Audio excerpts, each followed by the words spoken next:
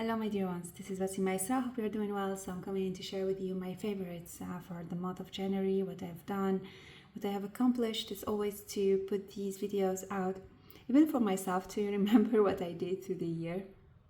And I got sick a couple of days in January, and that made me a bit late on some of my projects and responses to my clients and things like that. So I felt a little bit bad about it, but by the end of the month I got back my energy, and still I'm working towards that.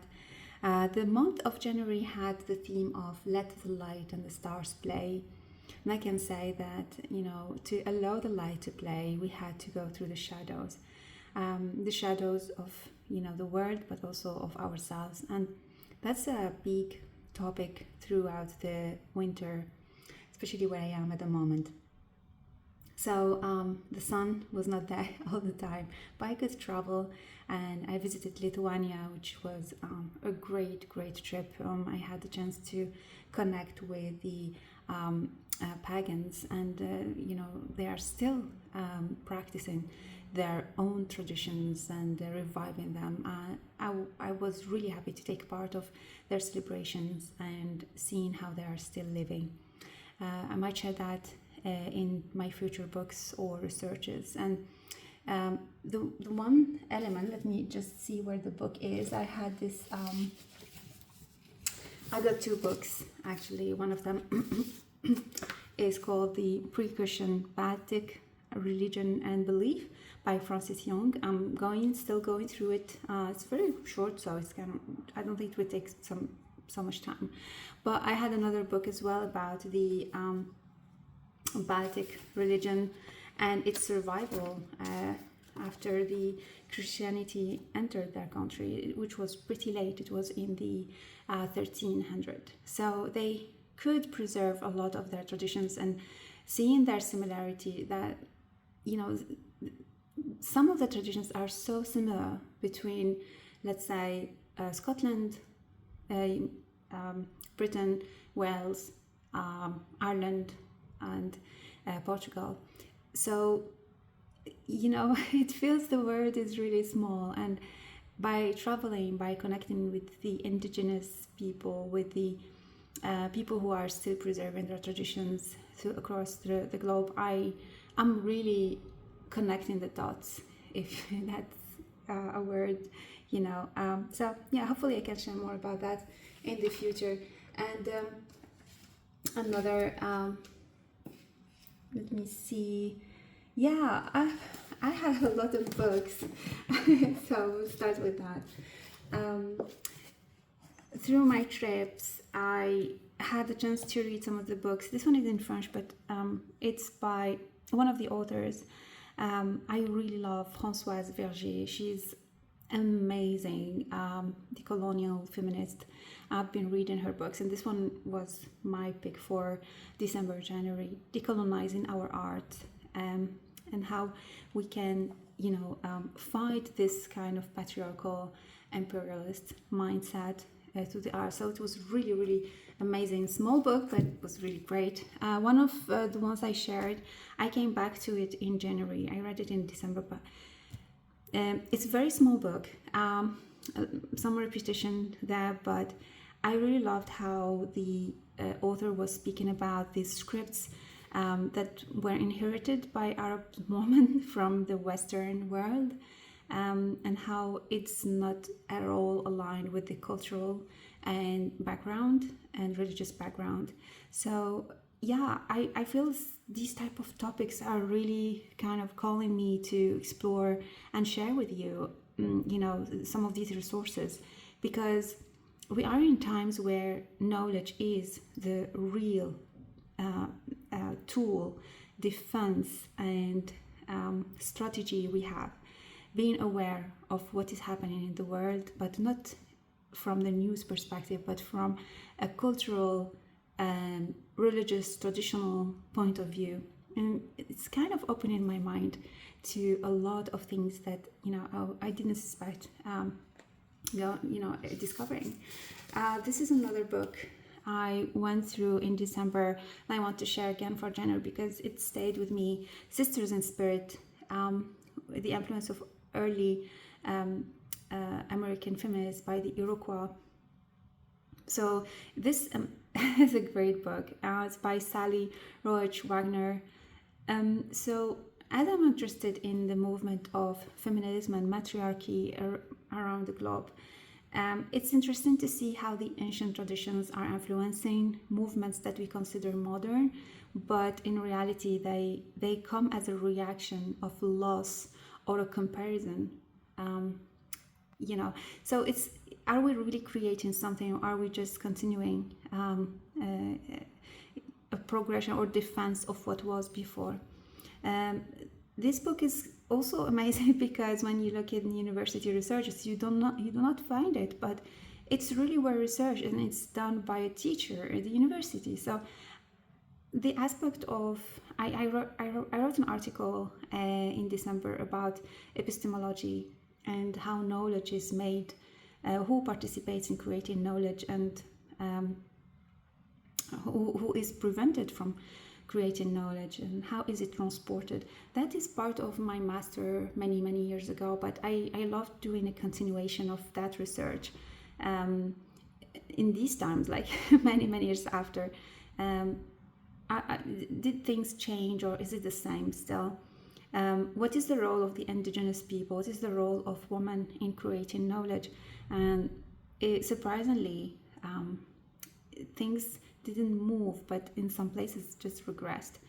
So yeah, in the same vein, I got the rituals and practices with the Mother Peace Tarot. It's a tarot that I'm studying for this year. I talked about it in my channel. I did an interview with Vicky Noble. I know some of you have asked me questions about it, and I'm still studying, so I can maybe by the end of the year talk about it more. But this book was really interesting because even if you practice tarot for many years, it adds some, exercises and maybe points of view that you didn't think about. Let me just try to remember some of these aspects I had.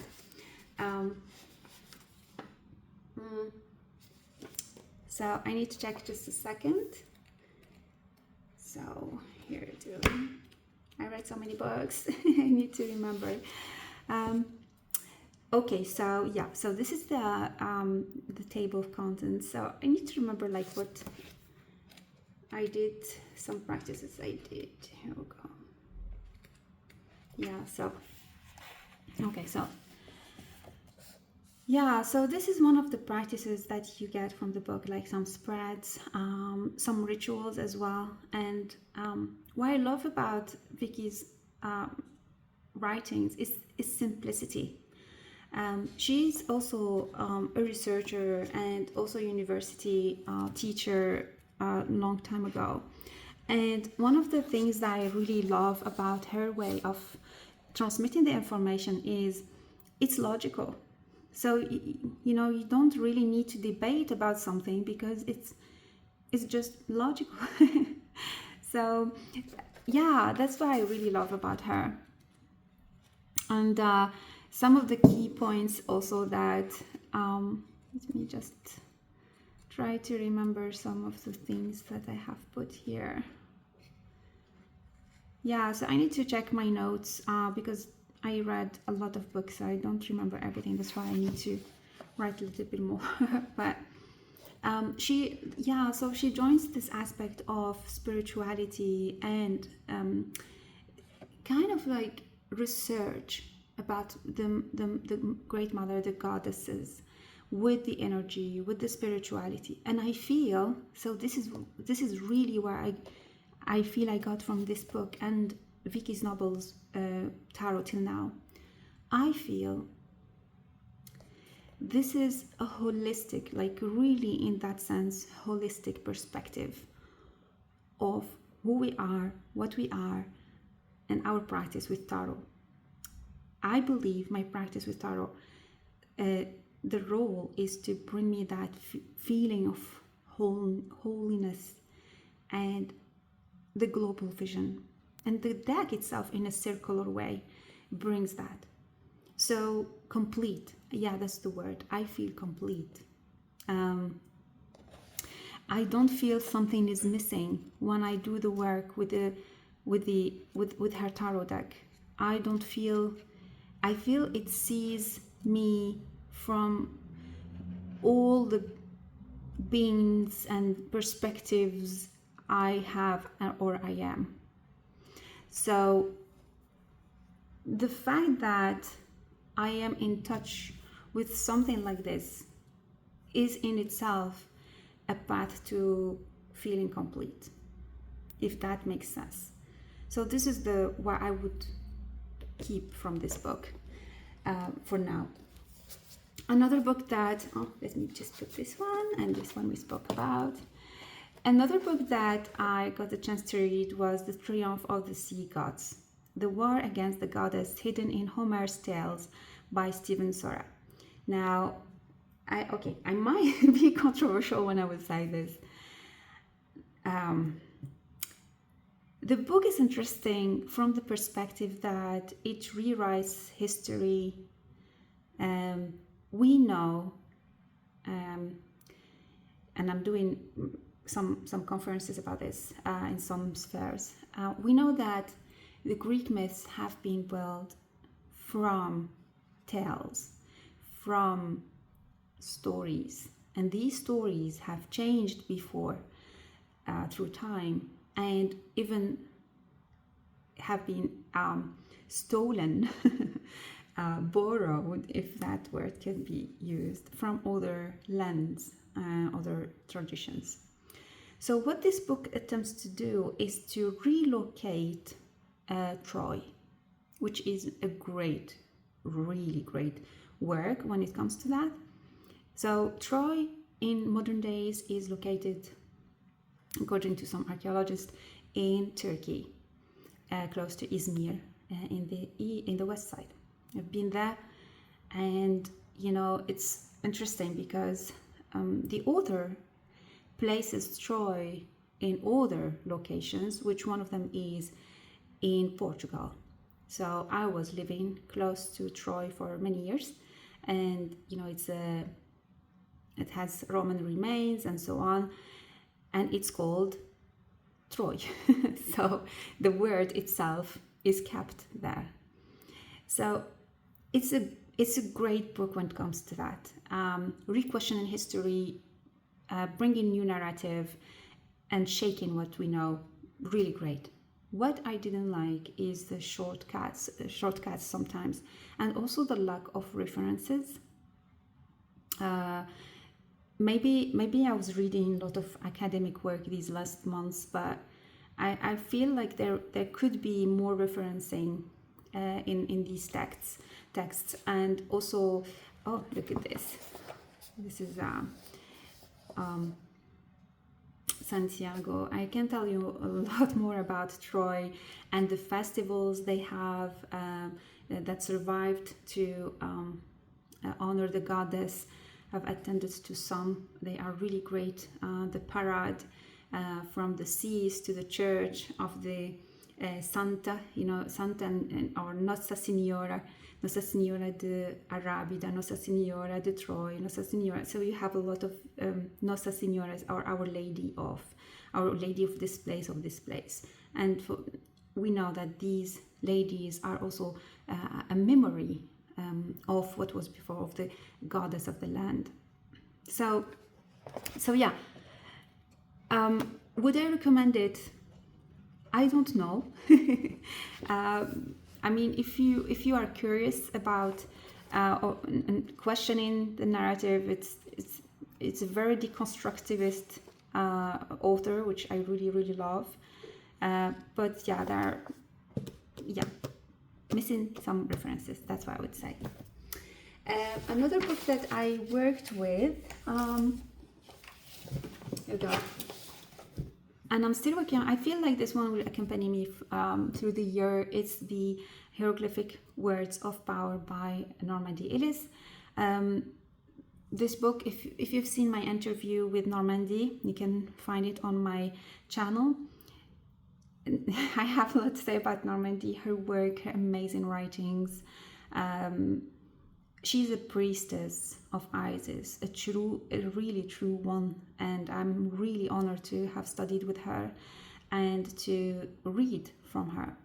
Every word is wisdom, every word is filled with intention and dedication.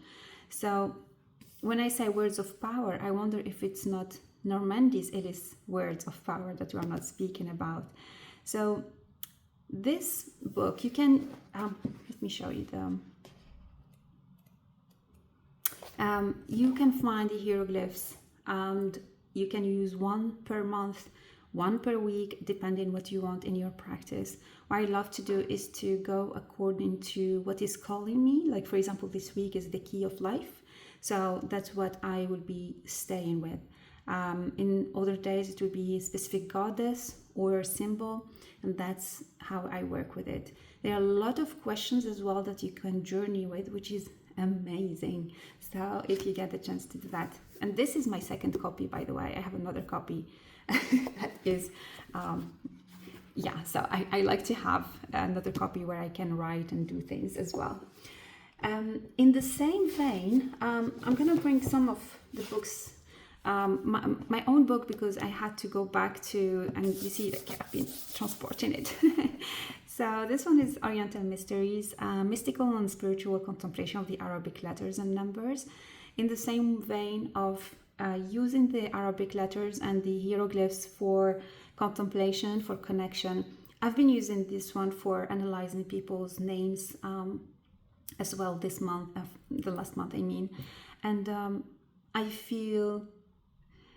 really feel that every time, or not every time I do the reading, but every step of my life, I'm stepping forward and deeper into the exploration of the Arabic letters. I feel so much gratitude that they opened to me. We take for granted the ability of connection and the ability to see or feel things. I realize how many can't have that, and they can develop it, but maybe they don't have time, they don't have space, they have some fears and so on. So I think as therapists, as tarot readers, as oracle, we have to be grateful for what we have and see the wisdom in it, and see how it is nourishing us more also than nourishing the others, I would say, because we kind of like, and this is what I feel, is that I feel I'm becoming wider within me, having more space inside. I was reading one of the books that I didn't bring that I'm using for the year is about Tao Te Ching, or the Tao, and the inspiration for today was, yes, you construct a house, you have the walls, but that house has no meaning if there is no space and void within it. A jar would be the same. If there is no space inside, it doesn't have any meaning. So making space within is a topic that I'm contemplating with the Arabic letters. Even speaking by, I feel like entering into that phase of silence and tranquility. And deep understanding of the universe. So let me see which one will come today. This one. So the saw, which is the symbol of strength and power, we depicted it as mountain here, which is the word Jabal, which is the mountain. This letter surpasses in breadth and determination its sister, the seen. So you have saw and you have seen. Its goal goes beyond the present time. It aims at other dimensions of time, distant lands. It resists and persists, and sends out strong message like the night messenger who does not weaken or flinch but confronts the difficulties of the path with courage. One of the sharpest letters. It is a pact of life and death, peace or war. It changes morals and calls and acts at the level of the soul. solid, it anchors and makes vibration changes. But when unbalanced, it shows that too much strength can become rigidity and raw. In this case, it ceases to evolve and can be broken as it doesn't adapt to life fluctuations. So that's one that is staying with me. Let me just put these here. I'm gonna share other books that started reading in January. So one of them is, I received it, sorry for these, like I'm really creative with my books at the moment. This one is by Kathy Jones, In the Nature of Avalon, Goddess Pilgrimages in Glastonbury's Sacred Landscape. I have been studying the landscapes, as you know, and traveling around and discovering the goddesses of the land. And I wanted to see how Kathy Jones connects with the goddess of her land, in Avalon, and how I can help people in the lands I visit to rediscover their goddess, and also to develop a way of kind of not just connecting to her, but listening to her and so on. So this book is really interesting because I've been to Avalon many times in the past, and even if I'm not there, this book has so many beautiful prayers. So I was starting with Our Lady of Avalon, Alchemical Healing Pilgrimage in the White and Red Springs, Bridges Beauty Way, Meandering with the Morgans. It was the first chapter I started reading. It's really amazing. Our Lady Mary of Glastonbury, Adrian's Tour Labyrinth. At the moment, I'm with Bridget, of course. It's her time, so I'm really connecting with her at the moment. Our Lady of Avalon is really nice. I have some chapters still to read. So the book is filled with pictures and personal connections and stories about the land, about some trees in Avalon. And I really, really appreciate this dedication and this love for the land and these details. It's, this is the type of things I want to read and I want to connect with a little bit more. That profundity of connection, that simplicity of it, the simplicity of it as well. So we know and we see that the food, soul food, that doesn't need to be let's say, complicated. Doesn't have to nourish just the mind. We need to have both, like what I was saying with Vicky's work, combining all the spheres of our existence. Dancing with the goddess, drawing her, praying with her, and writing with her, and so much more. Another... maybe I will bring two more and then I will conclude the book section. Maybe these two, about these. So the book by Luisa Frazão that I helped translate, The Celtic Goddess of Portugal. Loved to go back to it in this period to reread about Bridget, from Irish perspective, but also from the Portuguese perspective. Her name is Iria, and how they celebrate her.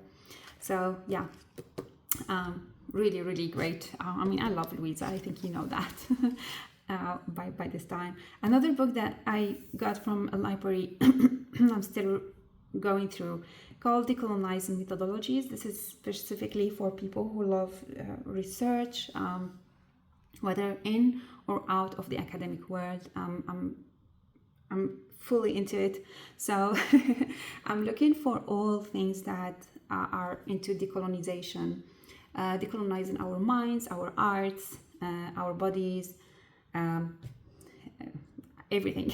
Just put the name you want after that.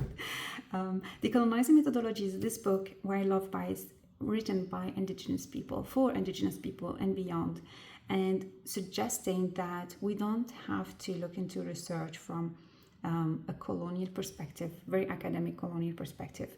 When we collect information, for example, as I said before, we can rely on people's lives, people's narratives, the folk tales, like they did for the Greek mythologies.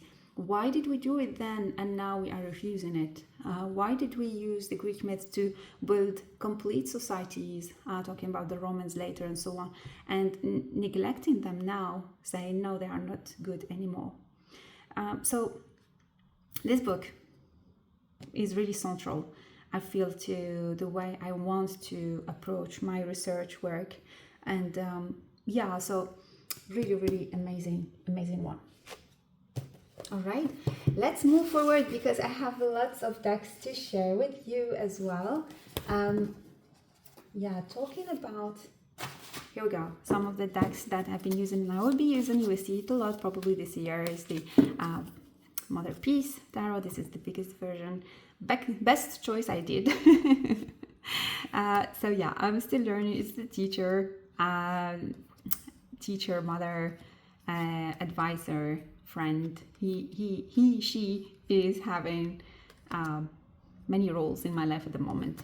So I'm really enjoying this deck in the sense that, the guidebook, I didn't bring the guidebook, but I mean, the guidebook is a must, I would say, especially if you are starting with it. I feel that I'm still not that comfortable to use it for myself. If I use it for others, I think the intuition will help immensely to interpret the cards. But from the guidebook perspective, it shows a lot of subtle messages. The direction of the cards, if it's going to the left, to the right, or it's reversed, has a role to play in it. And I'm experimenting still, I feel, again and again, So I feel I need to learn a little bit more about this one. Another deck that I really enjoyed, and I'm still enjoying using, trying to bring here we go, the Green Wheel Oracle by Danielle Barlow. Her art, I think you know it already, the Witch's Wisdom Tarot. Great. And this one feels like, it's like a quick one for me. I've been using it daily, at least 2 cards for now. And I mean, the art, the energy feels aligned with the place I am. So it has been one good companion.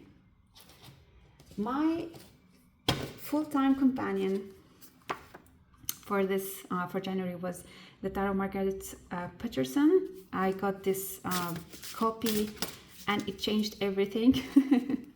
The color changed everything, the color of the borders,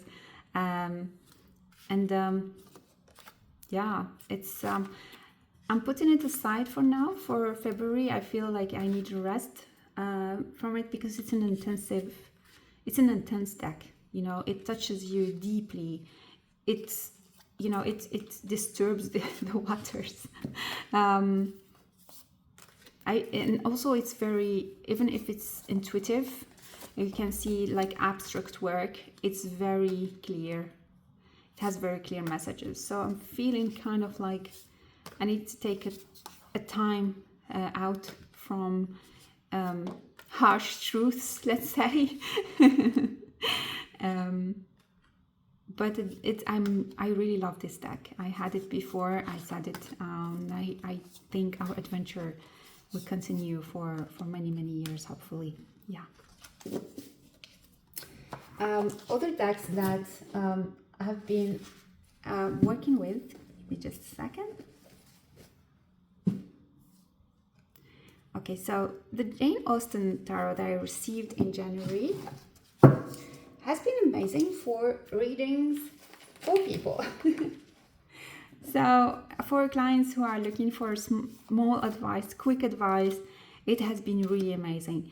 For myself, it's really interesting because I need to do this interview that I've been delaying, like, what are you coming to do, etc., or kind of like an update of, okay, where are we now?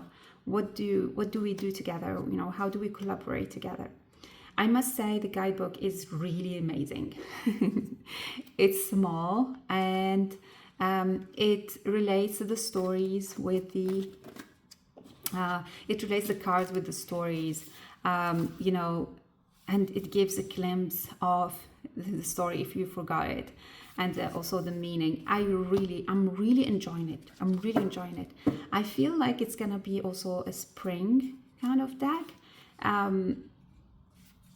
Like I imagine myself going out and taking it with me, enjoying the sun when it comes, and sharing it with friends. So really interesting. And the last deck that I would share is the stories of flowers. And so this one, we created it like a few years ago, and the way I'm doing it is I'm connecting with every card every single week and writing an article about it on my Subscribe. I will leave the link below. So this year I connected with these flowers. So passion flower, forget-me-not, dahlia, hortensia, and upcoming purple cone flower.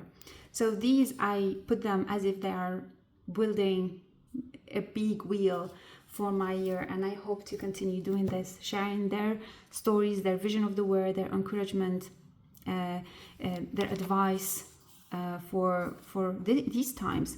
I was surprised to channel this voice they have, about being an activist. Can you imagine? I'm really going through that, learning about it, and seeing that the flowers are supporting me in learning that. So the flowers, I teach the Temple of Roses, the way of the rose, not from lineage perspective, about Mary Magdalene and so on. We learn from the roses directly. I feel I'm still a student. I'm student forever at the Temple of Roses and with the flowers. And I even feel new adventures coming with them. I've been collecting all the pictures I've been having from different countries. Wherever I go, I see flowers, and they are my friends. They are my structure, even the geometry of them. I feel it really within me deeply.